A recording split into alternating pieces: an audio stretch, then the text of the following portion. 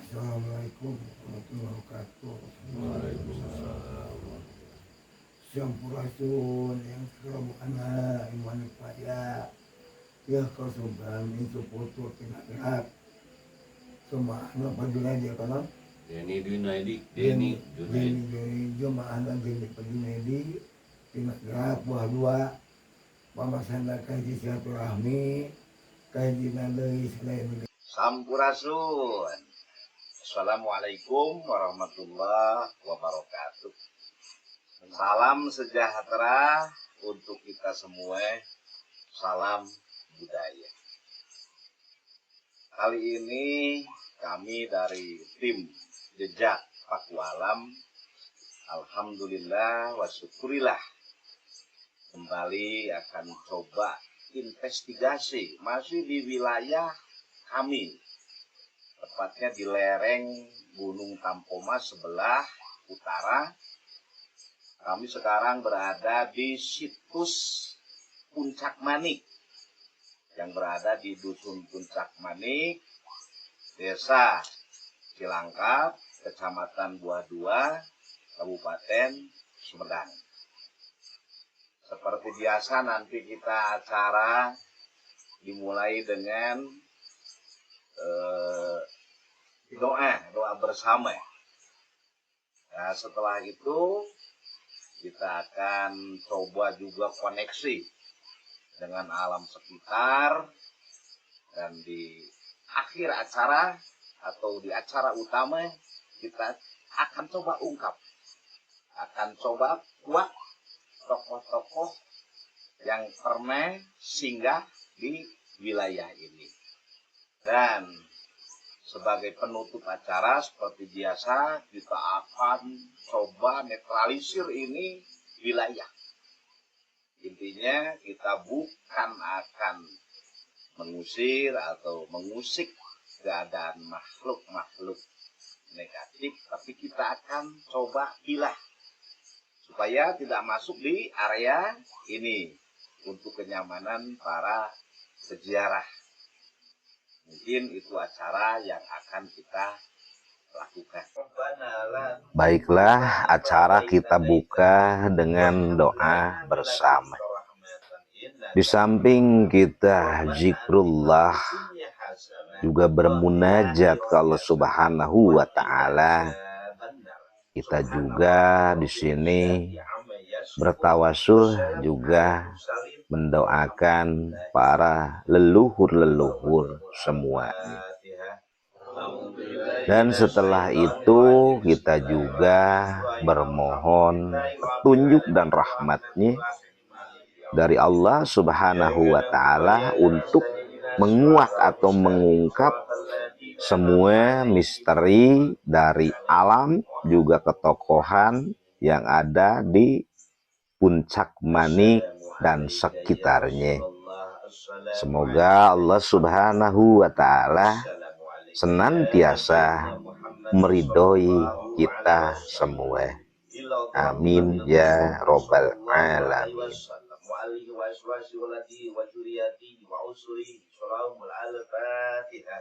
أعوذ بالله من الشيطان الرجيم بسم الله الرحمن الرحيم الحمد لله رب العالمين الرحمن الرحيم مالك يوم الدين إياك نعبد وإياك نستعين اهدنا الصراط المستقيم صراط الذين أنعمت عليهم غير المغضوب عليهم ولا الضالين إن الله وملائكته يصلون على النبي يا أيها الذين آمنوا Sallu alaihi wasallimu tasliman.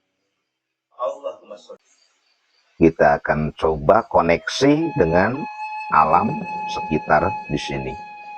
Dan kita akan coba menguak dari prasasti-prasasti yang masih ada maupun yang sudah hilang. Pertama dari yang masih ada di sini kita melihat adanya prasasti Arca Ganesha. Dan di sini kita kuak. Ini Arca Ganesha bukan untuk dipuja, tapi menjadi simbol atau lambang.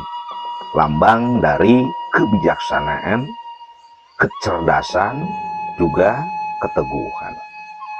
Setelah itu kita juga ini melihat ada batu berbentuk tumpeng, meskipun di atasnya ini yang sebagai simbol telurnya ini sudah hilang, tapi kita simpulkan ini tumpeng dengan puncak maniknya mengandung makna keilmuan puncak atau puncak tertinggi dari sebuah keilmuan. Itu yang bisa kita kuak. Dan selanjutnya juga kita melihat ada prasasti gabungan antara wanara atau bahasa kita monyet dengan macan atau singa, meskipun tercak prasasti ini sudah hilang di wilayah kepalanya. Kalau kita simpulkan, wanara di sini mengandung makna adalah kecerdikan juga ketaatan, dan macan atau singa itu adalah keberanian, atau di sini istilahnya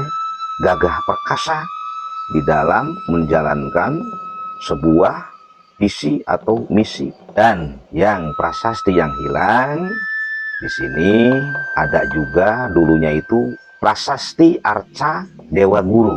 Dewa Guru ini melambangkan adalah orang yang memiliki atau menguasai ilmu tertinggi. Dan di sini berkaitannya dengan semua yang tadi saya paparkan dengan tumpeng atau di sini puncak manik. Kalau tumpeng atau puncak manik itu simbol dari keilmuan tertinggi, kalau Arca Dewa Guru di sini simbol seseorang yang berilmu tinggi, sudah mencapai titik kesempurnaannya. Itu mengenai alam yang bisa kita kuak.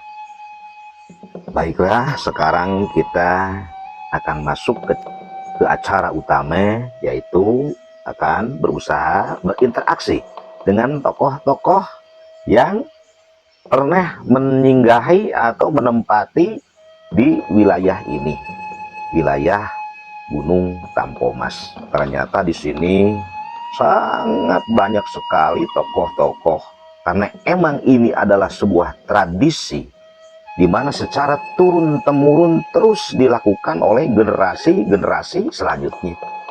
Makanya kita akan coba ungkap saja yang berkaitan dengan masa yang kedua, yaitu masa Prabu Resi Manikmaya. Alhamdulillah wa syukurillah, kita dipertemukan dengan Maharsi Manikmaya. Beliau adalah seorang tokoh yang datang dari wilayah Sangkayana, India. Beliau datang masuk melewati wilayah Nusa Sapi, kalau sekarang mungkin wilayah Bali. Terus menembus ke arah barat, sampailah beliau masuk ke wilayah Kerajaan Tarumanagara. Dan beliau di sini menjadi guru atau mahaguru di Kerajaan Tarumanagara. Sampai beliau di sini dinikahkan dengan Nyimas Tirta Kencana, putri dari Raja Tarumanagara VII, yaitu Prabu Suryawarman. Dan beliau juga, Maharsi Manikmaya, adalah kakak iparnya dari Raja Tarumanagara VIII, yaitu Prabu Kertawarman. Baiklah, kita akan lanjut.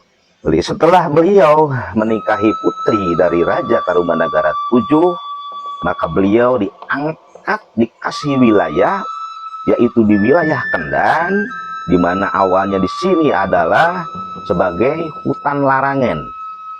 Hutan larangan, di mana beliau di sini dihadiahi oleh Prabu Suryawarman. Di sini posisinya beliau diangkat menjadi Prabu Resi dan harus diakui oleh semua wilayah yang di bawah kekuasaan Kerajaan Tarumanagara waktu itu.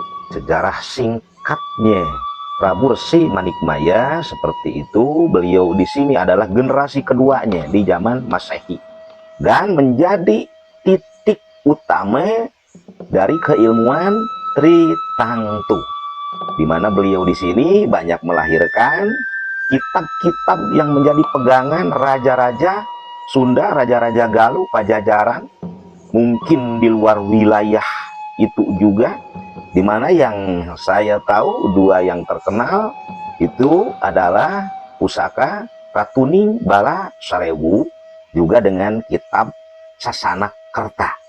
Itu yang turun-temurun selalu dikuasai oleh para raja-raja Pasundaan semuanya. Itulah hasil dari kita interaksi dengan gelombang kedua atau Prabu Resi di zaman Masehi. Kita lanjut.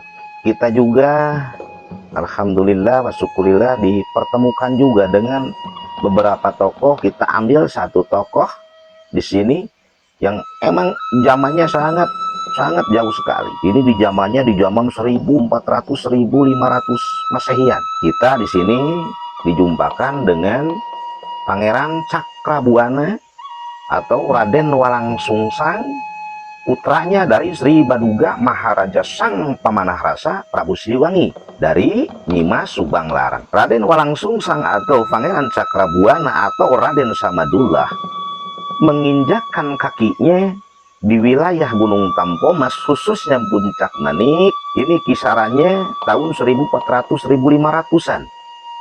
Sebelum beliau memproklamasikan Cirebon menjadi sebuah nagari. Yang pertama, atas restu kakeknya, yaitu Prabu Dewa Niskala, beliau dianugerahi wilayah dan mempunyai gelar Sri Mangana. Beliau di sini intinya menyatukan negeri-negeri di sekeliling wilayah Cirebon, yaitu Surantaka, Wonogiri dan Japura ke dalam Kesultanan Cirebon. Yang kedua juga beliau atas restunya dari kakek yang lainnya, dari ibunya dari Nyi Subang Larang, yaitu dari Ki Gedeng Tapa atau Ki Gedeng Singapura. Beliau di sini juga dianugerahi sebuah nagari. Intinya seluruh nagari Singapura, warisan dari sang kakek yaitu Ki Gedeng Tapa, ini disatukan di dalam kekuasaannya. Inilah yang menjadikan Pangeran Walangsungsang atau Raden Samadullah atau Pangeran Cakrabuane datangnya ke wilayah Gunung Tampomas, atau tepatnya di wilayah Gunung Tampomas ini punya visi misi sesuai tradisi turun-temurun. Setiap yang mau berkuasa pasti pergi atau istilahnya menapakkan kakinya di jejak orang-orang tua terdahulunya. Demikian yang sejarah singkat yang kami pahami.